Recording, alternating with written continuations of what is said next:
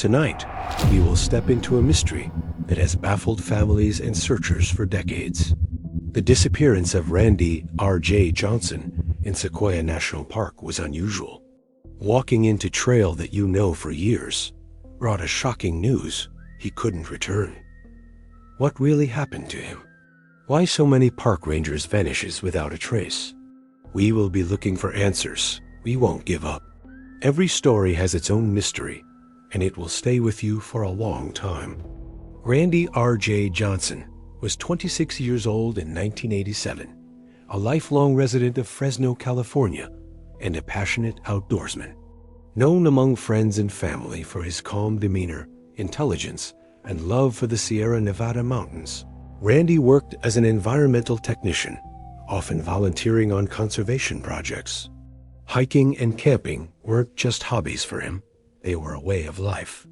On October 3, 1987, Randy set off alone for a week-long backpacking expedition in Sequoia National Park, intending to explore less-traveled trails and the remote backcountry. Those who knew him described him as highly prepared, always cautious, but confident in the wilderness. He was last seen by fellow hikers near Crescent Meadow, a scenic area famous for its giant sequoias and expansive meadows. Randy told them he would be gone for a week and expected to return by October 10th. When that date passed without word, his family grew concerned. By October 12th, they filed a missing person report, and the National Park Service immediately launched a search. Rangers and volunteers combed the dense forests and steep canyons, deploying helicopters and ground teams across areas known for sudden weather changes and treacherous terrain. Despite their efforts, Randy's tracks seemed to vanish into the wilderness. At his campsite near Bear Paw Meadow, searchers discovered his abandoned backpack, tent, and gear. Everything appeared intact. There were no signs of a struggle, no indication of what had happened to him. Rangers meticulously documented the site, noting that his journal contained entries about planning routes through remote areas, but it offered no clue that Randy felt unsafe or expected trouble. The lack of evidence made this case particularly puzzling. Footprints faded unexpectedly, and even in areas heavily trafficked by wildlife, there were no signs of an encounter. Over the next several weeks, volunteers and rangers scoured every accessible trail, using dogs to detect scent and scanning high cliffs and narrow ravines for any indication of Randy's presence. Local authorities coordinated with federal agencies, and private search teams were brought in. Witnesses were interviewed, including hikers who had crossed paths with him before his disappearance, but none recalled anything unusual or suspicious. Despite the massive search effort involving over 100 individuals, Randy remained missing, and the mystery deepened. The case drew attention from the public and media, sparking speculation and theories. Some suggested that Randy had become disoriented and succumbed to exposure or injury in the backcountry. Others posited a possible animal attack, as Sequoia is home to black bears and mountain lions. However, no evidence supported either theory conclusively. There was also speculation about foul play, but no signs indicated he had met with human interference. The combination of his careful planning, familiarity with the terrain, and absence of physical evidence made the case exceptionally perplexing to investigators. Randy's family was devastated. His parents and siblings refused to accept that he might never be found and continued to push for renewed searches each year. They collaborated with park officials, hiking into remote areas themselves and speaking publicly about the disappearance to raise awareness. Friends shared stories of Randy's adventurous spirit, describing him as someone who would not take unnecessary risks, but also as someone drawn to the solitude and challenge of uncharted wilderness. This tension between his competence and the unknown dangers of Sequoia added to the haunting nature of his case. Over the years, the story of Randy Johnson became a cautionary tale for hikers and wilderness enthusiasts. Rangers began using the case to educate visitors on the importance of preparation, navigation, and informing others of travel plans. Despite advances in search and rescue technology, Including more sophisticated tracking devices and aerial imaging, Randy's disappearance remained unsolved. Each attempt to locate him was met with the same silence from the wilderness, as if the forest had swallowed him completely. What makes this case particularly chilling are the unusual details surrounding the disappearance. Randy's gear was found perfectly arranged, his journal untouched except for the planned route notes, and his personal items such as food and maps were left behind. There were no signs of panic or struggle. Experts in wilderness survival have speculated that Randy may have encountered a natural hazard, so sudden that even a highly experienced hiker could not react: an unstable cliff, sudden flash flood, or hidden crevasse. Yet, without physical evidence, these remain theories, leaving an unresolved tension that continues to grip those familiar with the story. Even decades later, Sequoia National Park is dotted with memorials and plaques commemorating missing hikers, and Randy's name appears frequently. Locals and hikers often speak of the Johnson mystery in hushed tones, highlighting the lingering fear and respect the wilderness commands. Friends who once accompanied him on shorter treks recall his meticulous nature and sense of humor, making the notion of him simply vanishing even more difficult to comprehend. The case has influenced generations of hikers to respect both the beauty and the dangers of the park. The psychological and emotional impact on Randy's family is profound. Every October, the anniversary of his disappearance, is a reminder of a life that seemed so full of potential, yet vanished without warning. They have spoken publicly about the pain of uncertainty, describing it as a unique form of grief, never fully able to close a chapter on his life. Community members in Fresno also felt the absence, as Randy was known not only for his hiking, but for volunteering in local environmental programs and inspiring youth to explore nature responsibly. Though there has been no resolution, the case continues to attract attention from amateur sleuths, wilderness experts, and cold case investigators. Occasionally, tips emerge suggesting sightings or new leads, but none have led to concrete breakthroughs. Advances in DNA and forensic technology offer hope for future investigations, especially if remains or personal items are discovered. Until then, Randy Johnson's disappearance remains a testament to the mystery of the wild and the limits of human knowledge when confronted with nature's vast and unpredictable expanse. As we reflect on Randy's story, it serves as a somber reminder of both the allure and peril of the wilderness. His disappearance underscores the importance of safety, preparation, and respect for the natural world. But it also illustrates the profound unknowns that exist even in well-patrolled national parks. Each tree, cliff, and hidden crevice can conceal secrets, and Randy's vanishing is one of the most enduring enigmas of Sequoia National Park.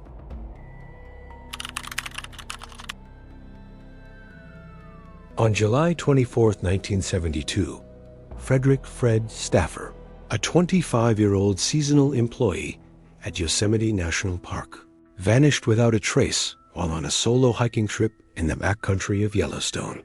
Despite extensive searches and numerous theories, Fred's disappearance remains unsolved, leaving behind a trail of questions and a chilling reminder of the park's vast, untamed wilderness. Fred Staffer was a seasonal employee at Yosemite National Park, known for his adventurous spirit and love for the outdoors. In July 1972, he took a break from his duties to embark on a solo hiking trip in Yellowstone National Park. His journey began on July 24th, when he was last seen in Curry Village, Yosemite, asking an employee for directions to Half Dome. Standing 5 feet 11 inches and weighing 180 pounds, Fred was described as having brown hair and a beard. He was an experienced hiker, well-versed in the challenges of the backcountry. His decision to venture alone into the rugged terrain of Yellowstone was in line with his independent nature and passion for exploration. Fred's disappearance occurred on July 24, 1972, when he set out from Curry Village in Yosemite National Park. He had planned to hike to Half Dome, a challenging and iconic peak in the park. However, after that day, he was never seen again. Despite being an experienced hiker, Fred's decision to embark on a solo journey into the wilderness raised concerns. His family and friends were unaware of his plans, and there were no indications that he had informed anyone about his intended route or expected return. The lack of communication and the absence of any signposts or messages left investigators with little to go on. The search for Fred Stauffer began shortly after his disappearance was reported.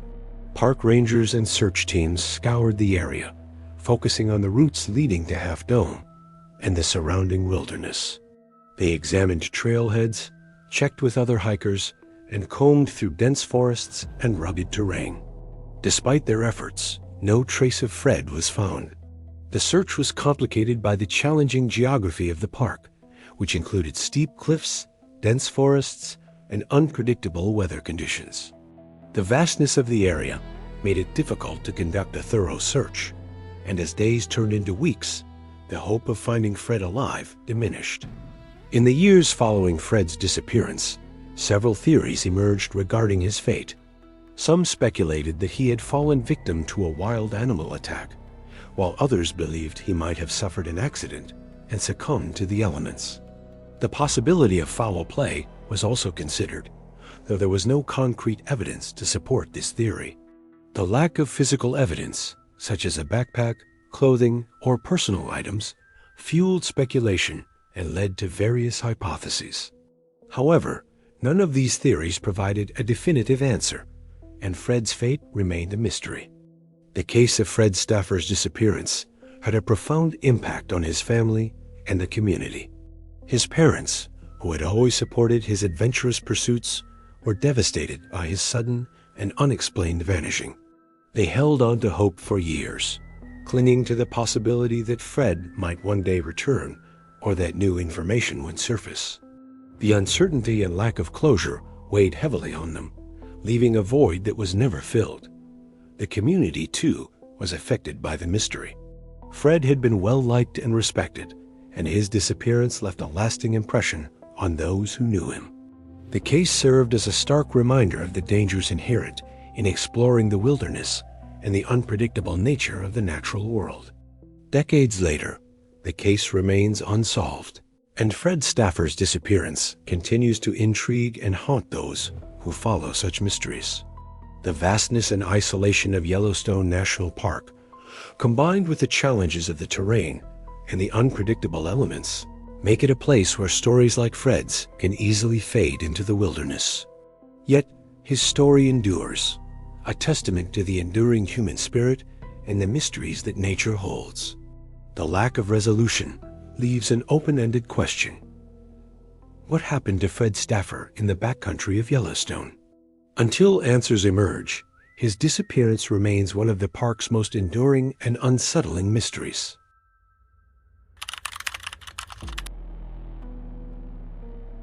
On June 14, 1969, Dennis Martin set out on what should have been a routine summer hike with his family.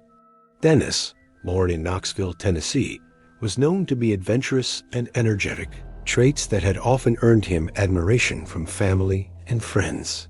That day, Dennis hiked with his father, William, his grandfather, Clyde, and his older brother, Douglas, along a trail from Cades Cove to Russell Field.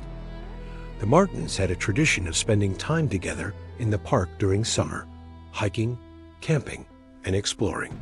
Dennis, playful and curious, wandered a short distance from the group with the intention of surprising them by reappearing unexpectedly, a plan that would tragically never unfold as intended. When Dennis failed to return after several minutes, his father and grandfather began calling out for him.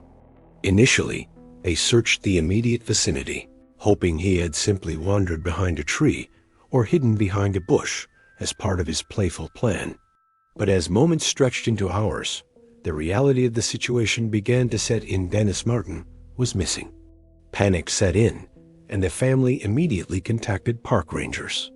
The disappearance of a child in the vast and rugged terrain of the Great Smoky Mountains triggered what would become the largest search operation in the park's history at that time.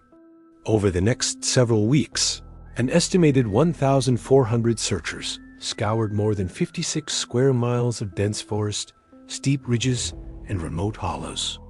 Teams included park rangers, volunteers from the surrounding communities, and even members of the Green Berets who brought specialized search and survival skills to the effort. The terrain itself posed formidable obstacles. Thick underbrush, uneven paths, and sudden drops made navigation treacherous, while unpredictable weather, including sudden storms and fog, complicated search operations further. Helicopters combed the skies, though visibility was limited, and search dogs were employed, but none were able to locate Dennis or uncover any definitive trace of him. During the search, one detail stood out. Local resident Harold Key reported seeing a shaggy man carrying a child about 5 miles from Dennis's last known location.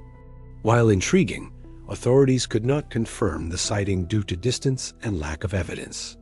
Despite exhaustive investigations by the FBI and park officials, no suspects or physical evidence were ever found. Theories ranged from abduction to accidents, animal attacks, or even hidden crevices in the rugged terrain, but none were substantiated. Dennis's disappearance remains unresolved, leaving his fate a mystery that continues to puzzle investigators and the public alike. The disappearance of Dennis Martin left a profound impact on his family. William and Irene Martin were devastated by the sudden loss of their youngest child. Friends and relatives rallied to support them, but the pain of not knowing what had happened to Dennis was a burden that never lifted. The family remained active in searches for years, following every lead and hoping for answers.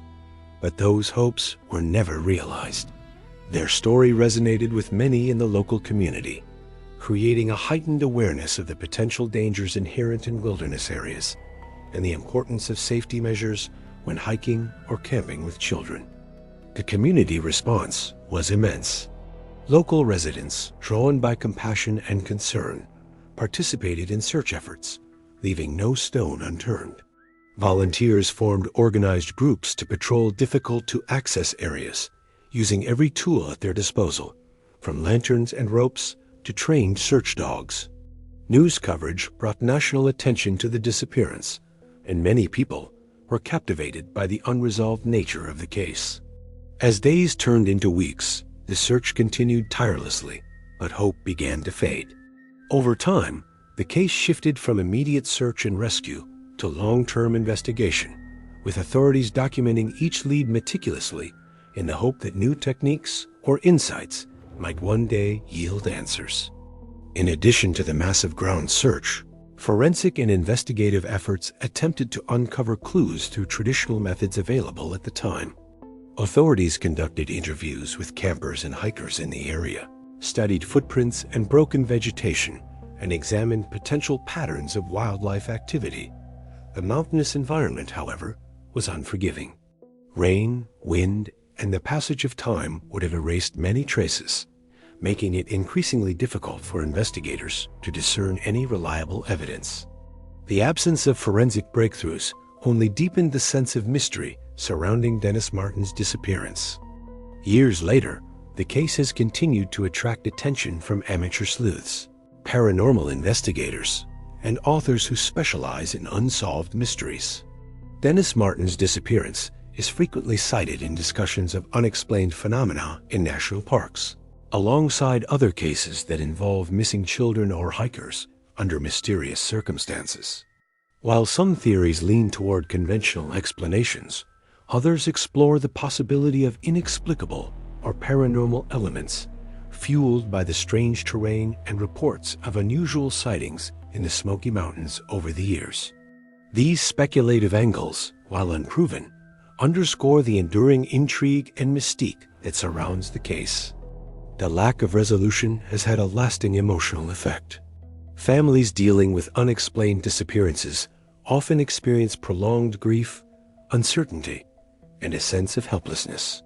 The Martins exemplified this pain, maintaining a hope for answers despite decades of silence. The disappearance also had a ripple effect throughout the park and surrounding communities, leading to greater attention to child safety in wilderness areas. Educational programs, increased signage, and more rigorous ranger patrols were implemented over time, reflecting lessons learned from this tragic event. Although Dennis Martin's case remains officially unsolved, it continues to be a poignant reminder of the dangers and mysteries that can arise in the wilderness. It highlights the limitations of even the most thorough investigations when nature itself conspires to hide the truth. The story has inspired numerous discussions, books, and documentaries as people seek to understand how a healthy, energetic child could vanish so completely without leaving any trace. Each retelling reminds us of the fragility of life, the unpredictability of nature, and the enduring human desire for closure in the face of tragedy. Some mysteries are hidden in the wild, and many are never solved.